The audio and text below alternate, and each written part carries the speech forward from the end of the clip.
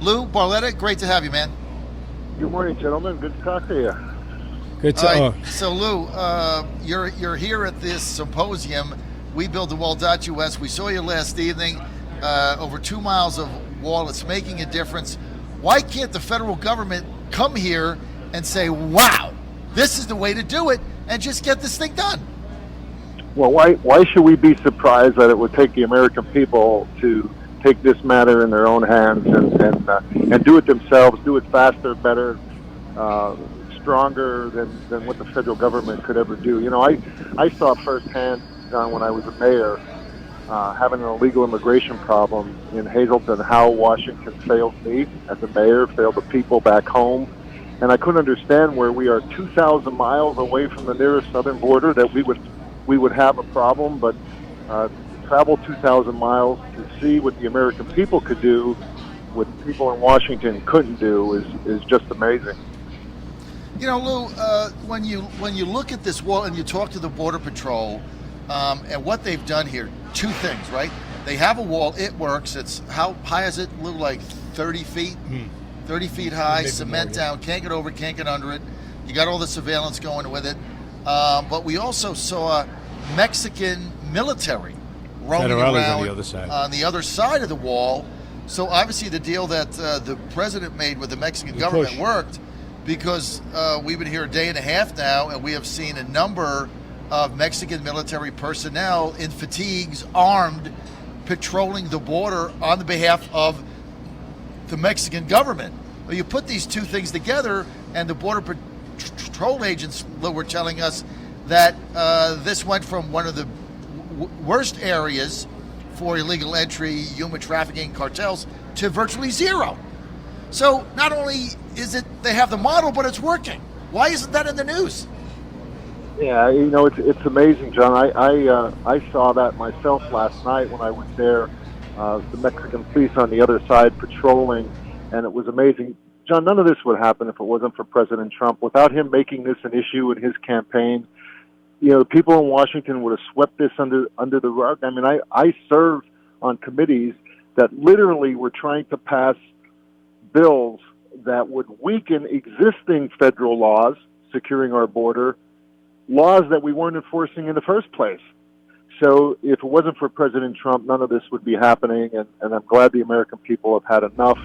They're going to take that. This isn't only going to be the only section of wall We Build the Wall will do. There's more to come, and we've got to continue. Draining the swamp is one thing, I mean, that's a good thing, and it's a good first step, but now we have to make sure that we replace it with people who are going to do what the American people want them to do. This is their government, and we got to continue. That's why we're all here today. Lou, how far can this project go? They got it about 2.5 miles now.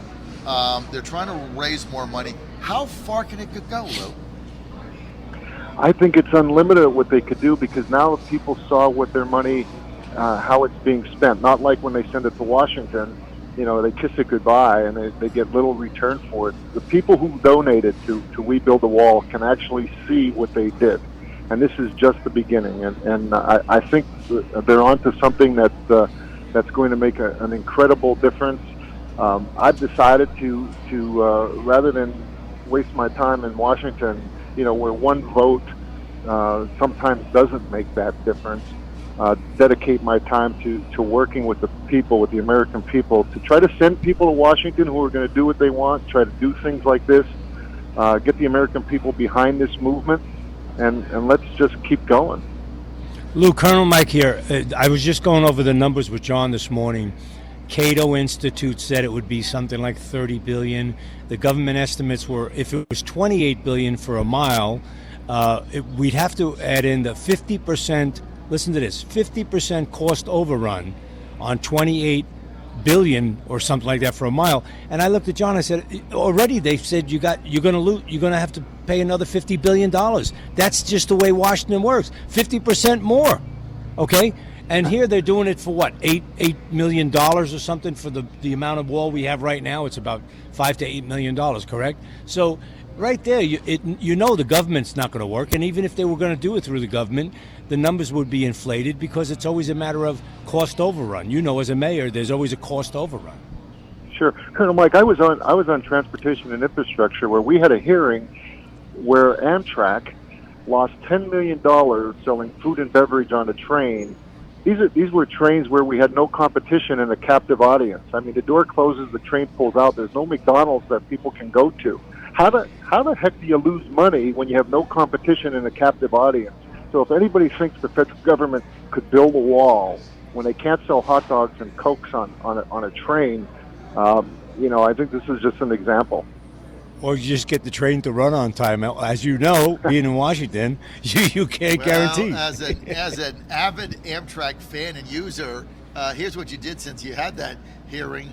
Prices went up. But one thing I will say about Amtrak is the food has always been exceptional. That's about the one thing I would say. So, but the quality of the food didn't go down. But since you had that hearing and asked that question, they just raised the prices. So now the same why not be sandwich more that was efficient? $5 is Why not now have less waste? 12. Why not buy a little better, like the private sector would do? They would, they would get the best deal they can get. They would be more efficient, try to keep the costs down.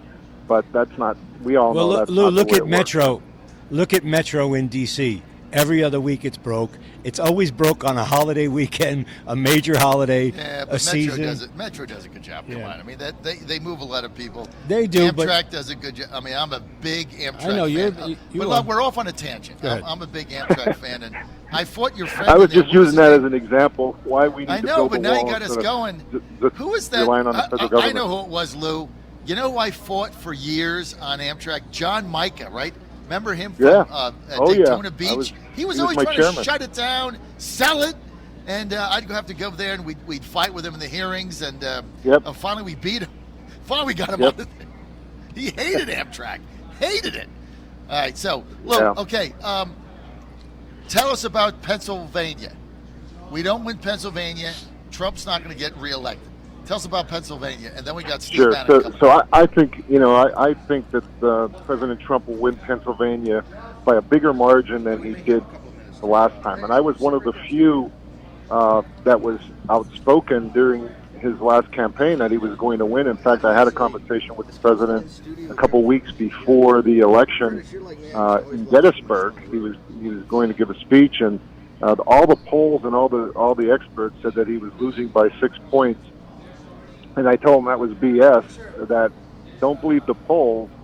He's going to win Pennsylvania, and the key to that is he's got to do good in the Southeast. He's not going to win the Southeast, Philly area, but he's just got to do better than others have performed there, which he did. And he'll roll up the numbers in the Northeast, which is heavily Democrat. These are blue-collar Kennedy Democrats who love what President Trump is doing. They're going to vote for him again. So I don't believe the experts, and they should not ever write Pennsylvania off because it's a blue state that he's going to win. Well, Lou, I hope they make you chairman of the state. I know you've got a lot of union things going on there, and they need to get you involved in Pennsylvania like you were last time. And hopefully they'll do that because I know if you're there, I'll feel a lot better about it. Lou Bartletta, thanks for being with us today. Okay, Symposium John, at the Wall. if anyone wants to follow me, because I'm going to stay very active, they could go to lupacusa.com. We're not going to stop just because I'm not in Congress. My work isn't over. Thank you, Lou. lupacusa.com. Thanks, Thanks, Lou. John. lupacusa.com. Thank you. Right.